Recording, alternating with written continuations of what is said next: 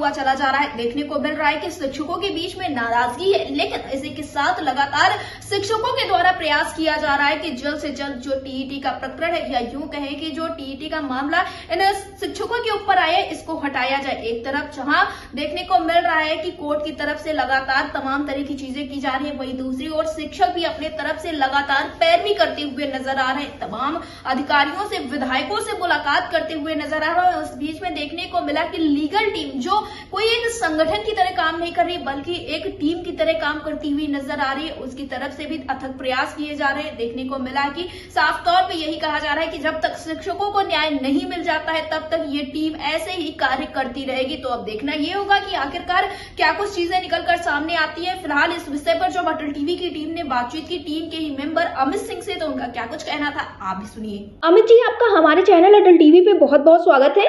जी नमस्कार। जी अमित जी, जैसा कि देखने को मिल रहा है कि टेट प्रकरण को लेकर जो लीगल टीम है वो काफी ज्यादा एक्टिव नजर आ रही है, तो मैं सबसे पहले ये जानना चाहूंगी, ये लीगल टीम जो है ये किस तरह से कार्य कर रही है? आप लोगों के द्वारा लगातार यही कोशिश की जा रही है कि जो सुप्रीम कोर्ट की तरफ से फैसला लिया गया है और जो शिक्षकों के साथ ये एक नाइंसाफी की जा रही है, इसको लेकर जल्द से जल्द शिक्षकों को इंसाफ दिलाया जाए। तो लीगल टीम की जो शुरुआत है वो कैसे हुई और आगे चलकर आप लोग क्या कुछ सोच रहे हैं, किस तरह से इसमें कार्य कर रहे हैं?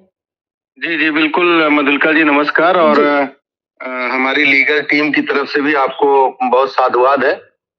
एक्चुअल में जब 1 सितंबर 2025 को ये आदेश आया था जी। और इसकी परिणत हम लोगों को 1-2 दिन बाद देखने को मिली कि जब कहीं से कोई अंदेशा नहीं था कि क्या हो रहा है, कैसे हो रहा है, लोगों को पता भी नहीं था कि हमारे ऊपर लागू है कि नहीं लागू है, क्योंकि पार्टी हम लोग थे नहीं उस केस में। जी जी। तो वो किन्हीं 3 राज्यों का केस था और पूरे देश में इसको टेट लागू करने की बात वहाँ माननीय जज साहब ने किया। जी। तो ये बिल्कुल गलत तरीके का इंटरप्रिटेशन उनका था और ये आदेश जब पता चला कि लाखों लाख शिक्षक इससे प्रभावित होंगे, तो हम लोगों ने देखा कि 4-5 तारीख तक ही शिक्षकों में घोर निराशा आ गई। वो अवसाद में जाने लगे।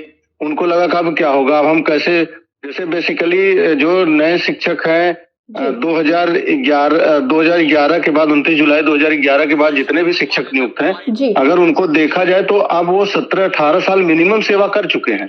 अपनी सर्विस को पूर्ण कर लिया उन्होंने।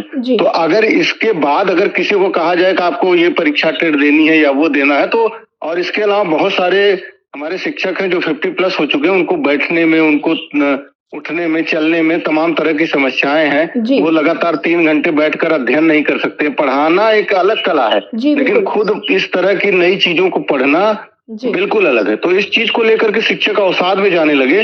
तो हम लोग 3 लोग हैं, राजेश सिंह टोनी, संतोष सिंह बघेल, हम लोग एक टीम के रूप में शिक्षक संघ में काम करते हैं। तो हम लोगों को लगा कि पहले काम तो यह है कि इसको जो जज साहब ने गलत इंटरप्रिटेशन किया, पहले लोगों को नियम बताया जाए, आरटी एक्ट के बारे में जागरूकता फैलाई जाए और लोगों से ये बताया जाए कि ठीक है, कोई दिक्कत नहीं है, हम लोग इस लड़ाई को लड़ेंगे। इस लड़ाई के लिए हम लोग जो भी जरूरत होगी विभिन्न संगठनों के बैनर के माध्यम से या जहां भी होगा, हम लोग इसको एक धार देंगे और आप लोग परेशान न हो, कतई आपकी सेवा जाने वाली नहीं है। तो इसी के क्रम में हम तीनों लोगों ने आपस में बातचीत करके बारी बारी से फेसबुक लाइव के माध्यम से और फेसबुक पर पोस्ट के माध्यम से और अपनी एक ग्रुप हम लोगों ने बनाया, जिसको हम लोगों ने बाद में लीगल टीम नाम दिया। तो उसी से और जगह जगह जा करके हम लोग फिर जो भी शिक्षक संगठन हमसे हम लोग जुड़े हों, उसका धरना प्रदर्शन जिले से लेकर के, प्रदेश से लेकर के देश तक, उसमें लोगों को जागरूक करके और उनकी कुंठा को खत्म करने का प्रयास सबसे पहले हम लोगों ने किया। और उसकी परिणत यह है कि आप खुद देखी होंगी, 1 महीने के अंदर कई शिक्षक काल के गाल में समा गए, इसी को लेकर के वो आत्महत्या कर लिए या हार्ट अटैक हो गया। लेकिन आज की परिस्थिति में उनका जो डर है, वो भय है, वो हम लोगों ने इस लीगल टीम के माध्यम से कम करने का कार्य किया। और आज की परिस्थिति में हम लोगों को लगा कि जैसे माननीय केंद्रीय शिक्षा मंत्री से जब हमारी संगठन की टीम मिली 10 दिसंबर को, तो उन्होंने ये बात बताया कि हम लोग न्यायिक व्यवस्था में पूरा सहयोग करेंगे एनसीटीई के माध्यम से, या जो हमारे सीनियर काउंसिल है सरकारी, उनको हम ब्रीफ करके कहेंगे कि ये मुकदमा वहीं खत्म कर लिया जाए। तब हम लोगों को लगा कि इसके बाद कोई असर नहीं है, तो हम तीनों लोगों ने कुछ जो हमारे देश के प्रतिनिधि हैं लोकसभा राज्यसभा को जो लीड करते हैं उनसे हम लोगों ने मुलाकात की। बाद में ये लगा कि अब इस लड़ाई को लड़ने के लिए न्यायिक व्यवस्था में एक फेस वैल्यू एडवोकेट की जरूरत है। तो हम तीनों लोगों ने अपनी इस टीम के बैनर से प्रयास किया और अभिषेक मनु सिंघवी जैसा एक बड़ा फेस हम लोगों ने अपने इस मुकदमे में लगाया। तो अब लोगों का विश्वास जग गया कि अभी तक किसी भी तरह से कहीं से कोई इस तरह की आस नहीं थी। अब शिक्षकों को लग गया कि लीगल टीम जो है वो अपने इस प्रयास से, इस छोटे से प्रयास से एक बड़े काउंसलर को जब उसने कर लिया तो हमारी जीत सुनिश्चित है। इसी वजह से इसकी व्यापकता धीरे धीरे बढ़ रही है।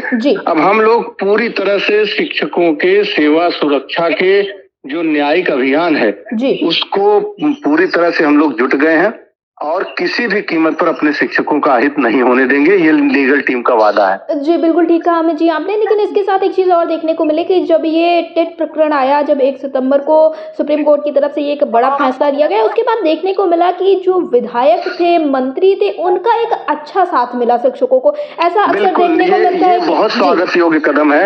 हम अपने उत्तर प्रदेश के हम लोग हैं तो यहाँ के माननीय मुख्यमंत्री जी, हमारे एक MLC है शिक्षक संघ, प्राथमिक शिक्षक संघ, उत्तर प्रदेशी प्राथमिक शिक्षक संघ के संरक्षक भी हैं माननीय देवेंद्र प्रताप सिंह जी। वो शुरू से ही इस मुद्दे को उन्होंने लीड किया और आज की परिस्थिति में वो सबसे पहले माननीय मुख्यमंत्री जी से मिले। हमारे यहाँ एक माननीय पूर्व विधायक सुरेंद्र प्रताप सिंह जी है, उन्होंने भी इस चीज को जो है देखा, वो लोग भी मिले माननीय मुख्यमंत्री जी से। और पहला एक ऐसा राज्य है जिसके माध्यम से माननीय मुख्यमंत्री योगी आदित्यनाथ जी ने सबसे पहला राज्य रिव्यू पिटीशन सुप्रीम कोर्ट में दाखिल किया और उन्होंने कहा कि शिक्षक की सेवा सुरक्षा का स्तर केवल टेट ही नहीं हो सकता, बल्कि हमारे जो शिक्षक हैं वो अनुभवी हैं, अपने कार्यों को उत्कृष्टता प्रदान कर रहे हैं, समय समय पर उनको और पैनापन देने के लिए प्रशिक्षण दिया जा रहा है। तो उनको हम लोग इस कानून के तहत हटाने के लिए जो भी लड़ाई हमको लड़नी होगी राज्य सरकार साथ में।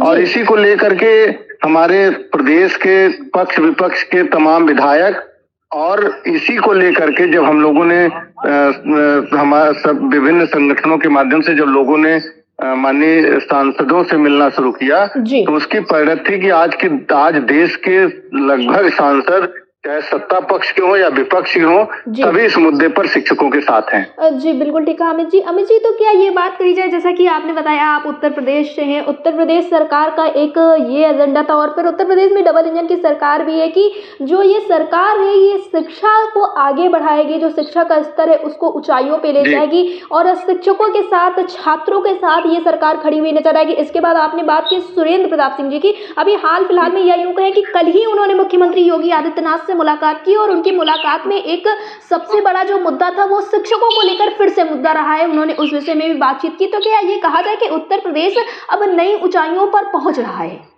बिल्कुल, अभी देखिए आप खुद देख लीजिए कि उत्तर प्रदेश के माननीय मुख्यमंत्री जी ने कैशलेस चिकित्सा को देने का काम किया है। ये हमारे शिक्षकों मतलब अनुदेशक, शिक्षा मित्र और अन्य कर्मचारियों के लिए एक बड़ी सौगात है। तो निश्चित रूप से चूंकि चुनावी वर्ष भी है, 2027 में चुनाव भी होना है, तो निश्चित रूप से शिक्षकों के प्रति सरकार का, योगी सरकार की संवेदनशीलता दिखाई दे रही है और हमें पूरा विश्वास है कि वो इस चीज को लेकर के पूरा सहयोग प्रदान करेंगे और शिक्षकों के साथ रहेंगे। और हमें केंद्र सरकार से भी पूरी अपेक्षा है, क्योंकि इसमें किसी शिक्षक का दोष नहीं है। अटेंडम एकाएक एक फैसला आता है कि आज से आप लोगों को 2 साल के अंदर करना होगा, तो ये तो हस्तप्रद है सभी शिक्षक साथी हमारे। तो अगर इस फैसले में भले ही माननीय धर्मेंद्र प्रधान जी किसी मंच से आकर के न बोले हो इस बात को, भले ही इस बात को कहीं कहे नहीं हो, लेकिन उनका ध्यान अगर न्यायपालिका पर उनको लग रहा है कि न्यायपालिका से पहले रेमेडी मिल जाएगी, तो उस पर उन्होंने काम किया। जबकि माननीय देवेंद्र प्रताप सिंह जी जब मिले थे MLC साहब, तो उन्होंने कहा था कि अभी ये न्यायालय में ही हम अपनी सरकार का पूरा वो है कि उसी से हम आपको रेमेडी दिलाएंगे। अगर आवश्यकता पड़ती है तो हम किसी विधिक व्यवस्था के लिए हम आपको सहयोग प्रदान करेंगे। तो ऐसा नहीं है, सरकार चाहे राज्य सरकार हो चाहे केंद्र सरकार, उसका कोई भी नकारात्मक भाव इस मुद्दे को लेकर के नहीं है और हम अपेक्षा करते हैं कि होना भी उनको नहीं चाहिए। और भविष्य में अगर हमारे सरकार भी अगर इसमें साथ देती है तो हम उनका स्वागत करते हैं। जी अमित जी, मेरा आपसे अंतिम सवाल ये कि ये जो लीगल टीम है इसमें सिर्फ किसी एक जिले के या एक प्रदेश के लोग नहीं बल्कि पूरे देश के लोग सम्मिलित हैं, पूरी टीम लगातार आगे बढ़ती हुई चली जा रही है, तो ऐसे में आप सभी शिक्षकों से क्या कहना चाहेंगे जिससे जो उनके बीच में असंवेदनशीलता देखने को मिल रही है, उनके बीच में परेशानियां आई है, यूं कहें कि एक तरह का डाउट देखने को मिल रहा है, क्या वो जीत हासिल कर पाएंगे? तो उनके लिए आप क्या कुछ कहना चाहेंगे? जी बिल्कुल बिल्कुल, आपका ये प्रश्न बहुत जायज है और आज की परिस्थिति में ये जो मुद्दा है वो पैन इंडिया का, पूरे भारत का है। और हमारी इस लीगल टीम की जो मुहिम थी, इसमें जब हम लोगों ने इस चीज को इनिशिएट किया था तो हमको ये नहीं पता था कि आज इतने सारे लोग, इतने शिक्षक पूरे भारत के सभी राज्यों के, खास करके उत्तर प्रदेश से भी, खास करके हमारे जौनपुर से भी, तो बहुत सारे शिक्षक जुड़ेंगे। इस बात को हम लोगों ने इस तरह से नहीं लिया था, लेकिन आज की परिस्थितियों में बहुत सारे शिक्षक हमारे जुड़ करके इस अभियान को, इस आंदोलन को जीत प्रदान करने के लिए अपना सहयोग प्रदान कर रहे हैं। मैं और जितने भी हमारे शिक्षक साथी हैं, मैं उनसे ये कहना चाहूंगा कि ये जो लीगल टीम बनी है ये क्रिस्टल क्लियर पारदर्शी व्यवस्था के साथ शिक्षकों के न्यायिक लड़ाई को लड़ने के लिए तत्पर रहेगी और इस मुद्दे को लेकर के जो भी सुप्रीम कोर्ट का निर्णय आया है इसके खिलाफ तो हम लोग मजबूती से लड़ करके जीत हासिल करेंगे।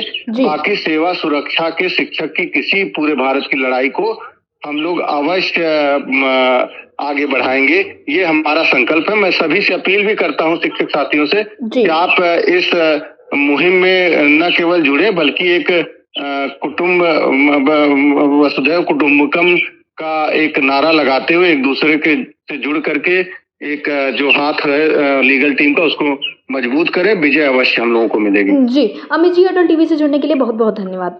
बहुत बहुत धन्यवाद मधुलिका मैम, आपका आभार है, आपने हमारी बात को, हमारी आवाज को देश तक पहुंचाने का काम किया है। जी।